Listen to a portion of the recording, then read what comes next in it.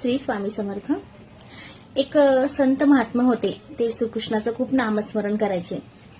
एकदा त्या संत महात्माने स्वतःच्या पायाला लोखंडाच्या जंजिराने बांधले आणि एका विहिरीवर लटकून ते श्रीकृष्णाचं नामस्मरण करायला लागले आणि सगळ्यांना सांगायचे, ज्या दिवशी माझ्या पायातली ही जंजीर तुटेल त्या दिवशी श्रीकृष्ण मला स्वतः येऊन दर्शन देतील।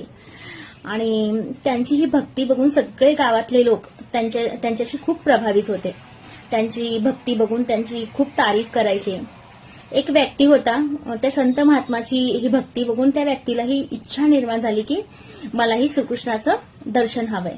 मग त्याने पण स्वतःच्या पायाला रस्सीने बांधले आणि एका विहिरीवर लटकून नामस्मरण करायला लागले। आणि थोडे दिवस निघून गेले, त्या व्यक्तीच्या पायातली रस्सी तुटली।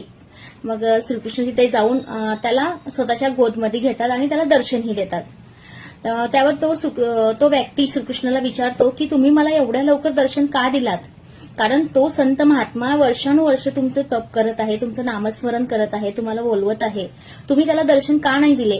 त्यावर श्रीकृष्ण बोलतात की तो व्यक्ती विहिरीवर लटकतोय खरा, पण त्याने स्वतःच्या पायाला एका लोखंडाच्या जंजिराने बांधलेला आहे, कारण त्याला माझ्यापेक्षा त्या लोखंडाच्या जंजिरावर खूप विश्वास आहे। आणि तू तसा नाही केलायस, तू स्वतःपेक्षा माझ्यावर जास्त विश्वास केलास, म्हणून मी तुला दर्शन द्यायला आलोय। सांगण्याचं तात्पर्य हेच आहे की जरुरी नाहीये की आपल्याला भगवंताचं दर्शन होण्यासाठी वर्षानुवर्ष निघून जातील किंवा आपलं आयुष्यही निघून जाईल। गरज आहे फक्त की तुम्ही भगवंताच्या चरणाशी किती शरणागत आहेत, आणि ही शरणागती तुम्हाला भगवंताचं दर्शन नक्कीच घडून आणेल। प्रश्न केवळ एवढाच आहे की तुमचा भगवंतावर किती विश्वास आहे, बरोबर?